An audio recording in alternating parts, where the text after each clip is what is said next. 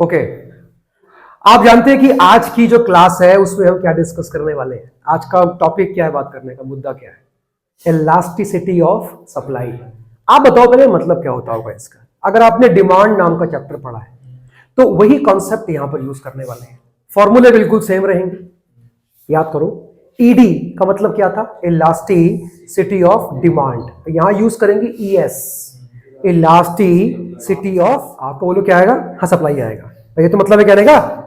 ED का answer हमेशा आता है नेगेटिव, याद करो। ईएस का आंसर हमेशा आएगा पॉजिटिव। क्यों? ड्यू टू सर, क्योंकि जब भी प्राइस बढ़ता है सप्लाई बढ़ती है, प्राइस कम हो जाएगा तो सप्लाई भी कम हो जाएगी। इसका मतलब साफ है कि प्राइस एंड सप्लाई के बीच में डायरेक्ट रिलेशनशिप है।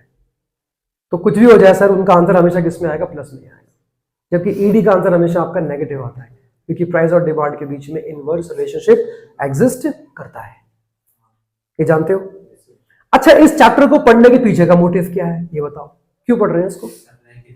सप्लाई का लॉ था एक, उस लॉ का स्टेटमेंट क्या था? Sir, as the price increases supply also increases keeping the other factors constant and vice versa.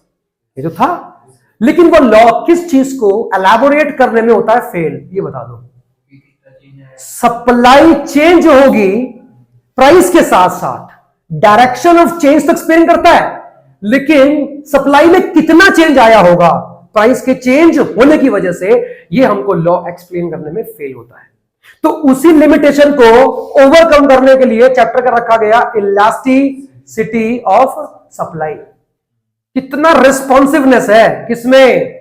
Supply में, जब प्राइस चेंज होता है।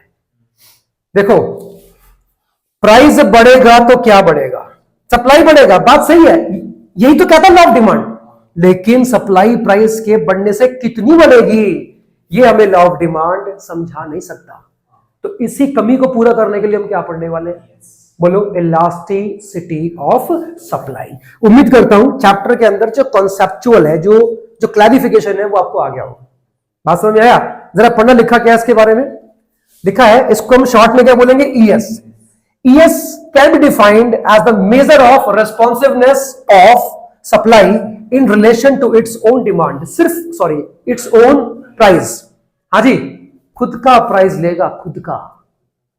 दूसरे गुड्स के भी होते हैं प्राइस, लेकिन इसका जो स्टडी ऑफ रिलेशनशिप वो सिर्फ अपने प्राइस को लेकर होगा। यहां तक क्लियर है? ये इसका मतलब था। आगे बढ़ते हैं। देखो, यहां पे बढ़ के लिखा है रिस्पॉन्सिवनेस। क्या रिस्पॉन्स है? कितना बढ़ रहा है सप्लाई, कितनी बढ़ रही है या कितनी कम हो रही है, ये कौन समझाएगा? ईएस। इसी को हम निकालना सीखेंगे।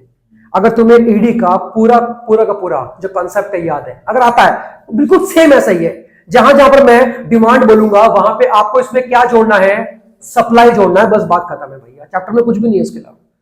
जरा पढ़ना क्या लिखा है। मैथमेटिकली अगर इसको हमको निकालना पड़े तो कैसे निकाल सकते हैं? ES is equal to percentage change in quantity supplied upon percentage change in price. कुछ ध्यान आया? डिमांड में भी कुछ यही था। क्या था? ED is equal to percentage change in demand upon percentage change in price. Own price, अपना खुद का प्राइस। किसी दूसरे गुड्स के प्राइस में चेंज आने की वजह से हमारी सप्लाई में कितना चेंज आया, हम उसकी बात नहीं कर रहे। अपने गुड के प्राइस में चेंज आया जिसकी वजह से हमारी क्या चेंज हो गई? सप्लाई चेंज हो गई, इसकी बात हो गई। बात समझ में आ रही है? आगे बढ़ सकते हैं, चलो। तो मुझे उम्मीद है कि आपको ये एकदम क्लियर हो गया होगा। अच्छा, how to calculate percentage change in quantity? इसमें आपका सप्लाइड, बोलो, percentage change in quantity supplied is equal to delta Q का मतलब क्या है यहां पे? Change in quantity supplied upon old supply multiplied by 100। भाई, आपको कोई भी चीज अगर परसेंटेज की फॉर्म में निकालनी है ना, तो आपको उसको 100 से मल्टीप्लाई करना पड़ेगा। ये आप भी जानते हो। जरा पढ़ना क्या लिखा है। Percentage change in price, percentage change in price कैसे होगा? डेल्टा पी का मतलब क्या हुआ? Change in price, new price minus old price upon में old price again multiplied by 100। और इसी का नाम क्या होता है? Percentage method. क्या बोला? Percentage method. आप याद करो, आपने ईडी के अंदर दो तरह के मेथड्स के बारे में बात करी थी। पहला क्या था? Percentage method. सेकंड क्या था? Proportionate method. ध्यान आया कुछ? यहां पर भी सेम है, जरा देख लो एक बार। क्या लिखा है? Proportionate method. ये वाला मेथड कहां से निकलता है? सर ये परसेंटेज से निकलता है। हाउ टू डेरिवेट, मैं उसकी बात नहीं कर रहा हूं, लेकिन देख लो इसको देख के कुछ तो ध्यान आया होगा। Delta Q upon delta P multiplied by P upon Q. यहां पे डेल्टा क्यू का मतलब क्या था? चेंज इन क्वांटिटी आपका supplied upon change in price multiplied by old price upon old quantity supplied. Formula कुछ भी नया नहीं है। जब हम किसकी बात कर रहे थे? ईडी की बात कर रहे थे, तो यहां पर क्या था? डेल्टा क्यू का मतलब क्या था? यहां पे change in demand upon change in price into old price upon old demand. That's it. Demand को रिमूव करके हमें क्या अपनी तरफ से ऐड करना है? सप्लाई वर्ड यूज करना है। बात खत्म हो गई। क्लियर है? आगे बढ़ सकते हैं। अच्छा, नोट्स के अंदर एक बात लिखी है जो मैंने क्लास की स्टार्टिंग में ही बोल दी थी, जरा पढ़ना। ES is always positive due to positive relation between price and supply. Price बढ़ेगा, आप किसकी बोलो? क्या बढ़ेगी? सप्लाई बढ़ेगी। प्राइस कम हो जाएगा, सप्लाई अगेन कम हो जाएगी। आंसर जब भी आएगा या तो दोनों किस में आएंगे? प्लस में आएंगे। फ्रैक्शन को सॉल्व करोगे, ऊपर प्लस नीचे प्लस, आंसर इसमें आएगा प्लस में। कम होंगे प्राइस अगर क्या हो रहे हैं? कम हो रहे हैं, तो प्राइस लिखा जाएगा किसमें? माइनस में। एस किसमें लिखा जाएगा? अगेन माइनस में। माइनस से माइनस, आंसर आपका हमेशा किसमें रहेगा? प्लस में तो रहेगा। क्लियर है? आगे देखो जरा पढ़ना क्या लिखा है। इलास्टिसिटी ऑफ सप्लाई कितने काइंड की होती है, इसके कितने टाइप्स होते हैं? अब याद करो डिमांड। देखो मैं बोलोगे सर बार बार वहां लेकर क्यों जा रहे हो? अरे वो चैप्टर बेस्ड उसके ऊपर है पूरा का पूरा। याद है कुछ? परफेक्टली इलास्टिक डिमांड था कुछ, सेम चीज है, लेकिन वर्ड क्या आ गया? परफेक्टली इलास्टिक सप्लाई आ गई। जहां पर डिमांड आता था वहां पे क्या आपको ऐड करना है? सप्लाई ऐड करनी है। बात खत्म है, कुछ भी नया नहीं करना है इसमें। जरा देख के बताओ मतलब क्या। अच्छा, ये एक लिखा हुआ है डायग्राम, जरा एक बार ध्यान देना। हाउ टू कैलकुलेट, फॉर्मूले के अंदर अगर हमें इसको इस्तेमाल करना पड़ा तो कैसे करें? इसका आंसर इसकी फॉर्म में भी आ सकता है और इसका आंसर परसेंटेज की फॉर्म में भी आ सकता है। कैसे आएगा देखते हैं। चलो पहले मैं इसकी बात करता हूं, ठीक है? क्या लिखा है formula? ES is equal to, बोलो क्या होता है? डेल्टा क्यू अपॉन में delta P into price upon में क्वांटिटी। ठीक है, अब निकालते हैं उसको। डेल्टा क्यू का मतलब क्या था? Change in quantity supplied. यह है सर, पहले कितनी थी? 10, अब कितनी होगी? 20। कितना डिफरेंस है? चेंज कितना हुआ? 10 अपॉन डेल्टा पी का मतलब क्या? Change in price.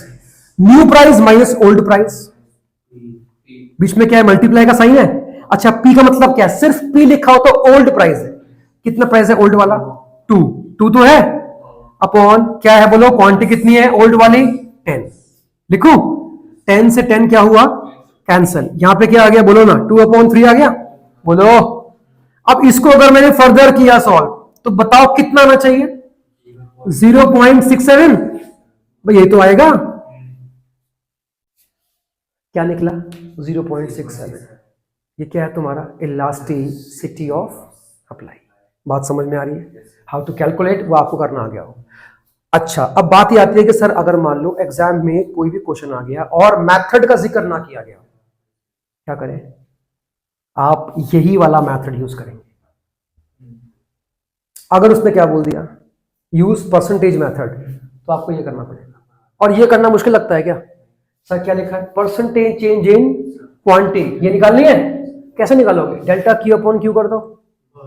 Delta Q मतलब क्या होता है? New quantity minus old quantity upon old quantity multiplied by 100। Same यहां पर हो जाएगा। फिर इन दो की जो आएगी वैल्यू उसको यहां रखो, सॉल्व कर दो, जो भी आंसर आएगा वो परसेंटेज की फॉर्म में आ जाएगा। यहां पे आंसर आपका एब्सोल्यूट नंबर्स में निकला है, वहां पे किस में आएगा? परसेंटेज में आ जाएगा। बात खत्म हो गई। और क्या करना है? ध्यान से देखो, आगे बढ़े। डाउट नहीं है? जरा 2 मिनट के लिए जरा इसके ऊपर ध्यान देना। क्या लिखा है बताना? Perfectly elastic supply. इसका मतलब क्या होता है? पढ़ना क्या लिखा है? Sir, when there is no change और very slight change in the price, supply increases और decreases up to the infinite extent. क्या मतलब है कहने का? इसका मतलब क्या होगा? आपने क्या सीखा अब तक कि सर जब प्राइस चेंज होता है तो क्या चेंज होती है? When the price changes, what changes? Supply changes. सीखा है? बोलो।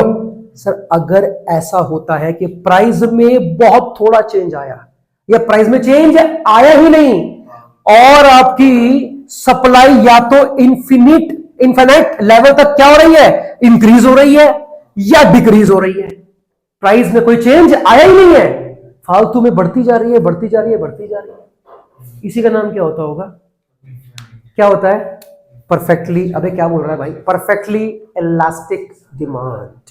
बताओ प्रैक्टिकल लाइफ में कोई एग्जांपल है इसका, ऐसा कोई गुड्स है जिसपे ये वाला केस एप्लीकेबल होता हो है कुछ? आंसर इज नो, ऐसा कोई गुड ही नहीं है। सप्लाई तब बढ़ती है सर जब उसका प्राइस बढ़ता है, और मैंने क्या बोला, यहां पे प्राइस या तो चेंज ही नहीं हो रहा या प्राइस में बहुत कम चेंज आया और ये बेफालतू में लगातार बढ़ती ही जा रही है। अबे क्यों बढ़ेगी? दिमाग खराब है क्या बिजनेसमैन का? बुद्धि खराब है क्या उसकी? नहीं है ना, है ना। अब सवाल क्या आता है, सर इसका डायग्राम कैसे बनेगा? तो आओ सीखते हैं how to make the diagram. इसको रब कर दूं, ये भी रब कर दूं, चलो ठीक है। यहां देखो ध्यान से,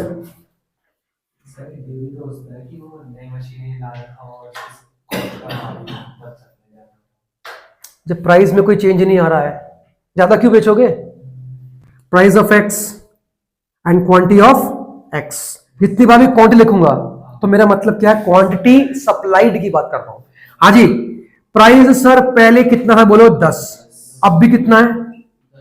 इस पर कितनी थी सप्लाई, कितनी थी बोलो 200, अब कितनी हो गई 300। अब ये क्यों बढ़ रही है, ये बढ़ क्यों रही है सेम प्राइस पे? क्या सीखा था आपने? ऑफर फॉर सेल, स्टॉक से माल आप ज्यादा कब निकालोगे?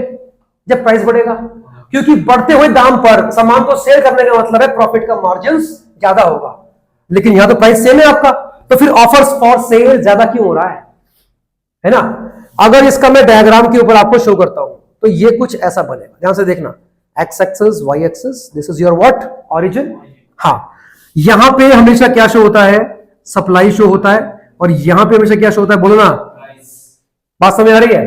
प्राइस कितना है सर, प्राइस कितना है बोलो 10, सप्लाई पहले कितनी थी 200, चलो यहां पे 100 मान लेते हैं, कितना यहां पे 100, 200 और 300, 100, 200 और 300। सर 10 पर 100 है, 200 पर भी 100 है, 300 पर भी 100 है, प्राइस क्या है आपका, सेम ही है। तो भैया एक ऐसा कर्व मुझे दिखाई पड़ेगा, this is your supply curve, और ES की वैल्यू यहां पे क्या होगी, इंफिनिटी। कहां तक बढ़ने वाला है हमें नहीं पता, सही है। अब इसको अगर तुम करना चाहते हो सॉल्व, कि सर हमको ना दिखाओ करके एक बार कैसे आया, देखो ध्यान सुनना मेरी बात को, ES निकाल सकते हैं, हमारा ES का आंसर क्या आया है, इंफिनिटी, लेकिन आया कैसे, आओ देखते हैं। इज इक्वल टू क्या था formula, delta Q upon delta P. अच्छा, क्वांटिटी में कितना चेंज आया, 100 अपॉन डेल्टा पी का मतलब है सर कितना चेंज आया प्राइस में, कुछ भी नहीं, पहले भी 10 थी अब भी 10 है, तो कितना आया चेंज, 0, मल्टीप्लाइड बाय पी का मतलब क्या, ओल्ड प्राइस, अपॉन क्यू का मतलब क्या, ओल्ड क्वांटिटी अप्लाइड, कितनी है 200, बोलो 5 अपॉन 0। सर किसी भी नंबर को 0 से अगर हम डिवाइड करते हैं ना, आंसर कभी 0 नहीं आता, आंसर इज ऑलवेज इंफिनिटी। ये देख लो, अभी हुआ क्लियर कि ये कहां से आ गया। ये ऐसा नहीं है कि मैंने अपनी ओर से लिख दिया, क्या करूं बोर हो रहा हूं चलिए लिख देता हूं, ऐसा नहीं किया मैंने। कुछ पूछना तो पूछ लीजिए, आगे बढ़ सकते हैं। चलो इस बात पर तो पूरे को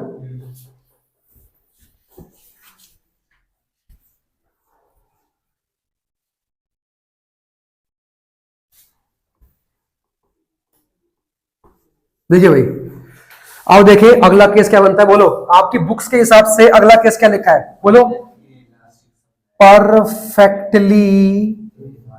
परफेक्टली इन इलास्टिक सप्लाई। ये क्या होता है सर, अब प्राइस चाहे कितना भी बढ़ जाए कितना भी घट जाए, सप्लाई पे घंटा कोई फर्क पड़ेगा, सेम रहेगी। देखो ध्यान से, price of X and quantity of x, पहले प्राइस था कितना, अब कितना हो गया, पहले कितना था इसमें क्वांटिटी 100, अब भी कितनी है 100 है, क्या प्रैक्टिकल लाइफ में कोई एग्जांपल? अरे आपने क्या सीखा था? प्राइस के बढ़ने से क्या बढ़ना चाहिए? एज द प्राइस राइजेस क्या बढ़ना चाहिए? सप्लाई बढ़ना चाहिए। ये प्राइस इंक्रीज तो हो रहा है, ये क्यों नहीं बढ़ रही? बढ़ क्यों नहीं रही? कोई एग्जांपल है इसका? एग्रीकल्चरल गुड्स याद करो। क्या बोला मैंने? एग्रीकल्चरल गुड्स सर कितने भी महंगे हो जाए, उनका कितना भी प्राइस बढ़ जाए, जब तक उनका क्लाइमेट नहीं है आप उनकी क्या नहीं बढ़ा सकते। You can not increase their supply, नहीं बढ़ा सकते आप, क्योंकि उनका कल्टीवेशन किस पे डिपेंड करता है? क्लाइमेटिक कंडीशंस के ऊपर।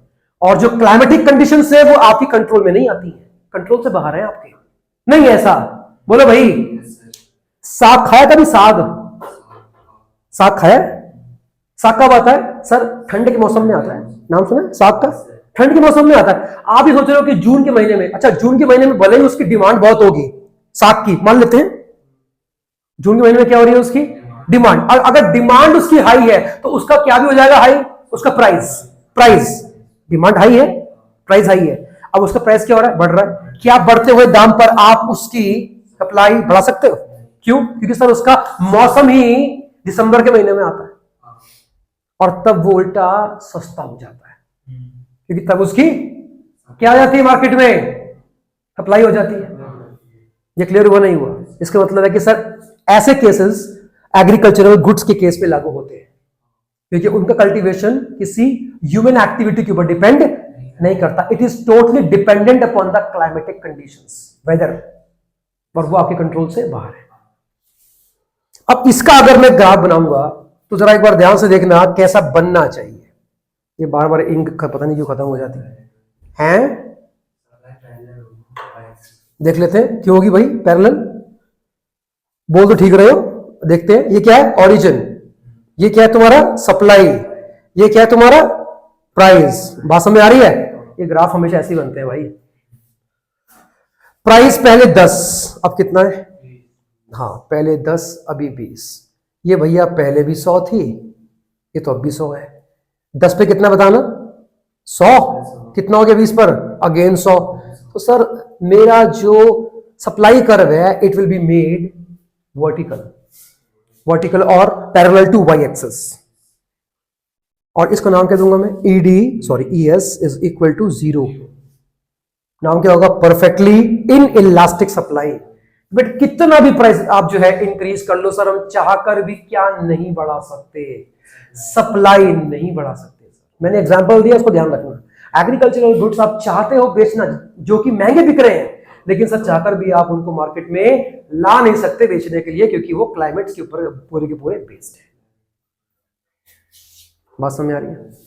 प्राइस बढ़ रहा है लेकिन हम चाहकर भी सप्लाई को बढ़ा नहीं सकते, मजबूरी कह लो, कुछ भी कह लो। हाँ जी, ES इज इक्वल टू 0 क्या निकाल के दिखा सकते हो?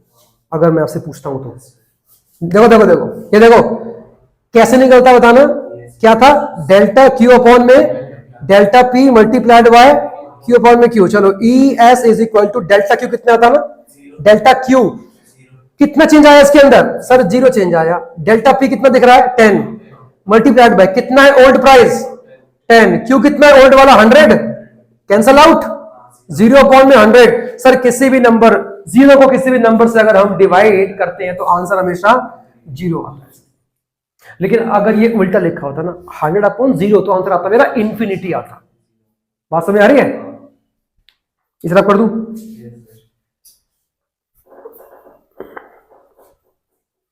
बताओ कुछ और कोई डाउट है इसमें? रब करता हूं पूरा, ठीक है ना? ठीक है। कुछ भी लगता है कि नहीं क्लियर हुआ तो पूछ लेना। हाँ जी, अगला केस। अब वो केस पढ़ने वाले हैं जो आपको अक्सर देखने को मिलेंगे आपकी रियल लाइफ में। क्या लिखा है? हाईली इलास्टिक सप्लाई, या इसको आप बोल सकते हो सिंपली क्या? इलास्टिक सप्लाई कह सकते हो, या सिंपली क्या कह सकते हो? मोर इलास्टिक कह सकते हो। नाम इसके कई हो सकते हैं लेकिन इसका मीनिंग एक होता है। देखा क्या मतलब है? सिंपल सी बात लिखूंगा sir, when the percentage change in supply is more than percentage change in price.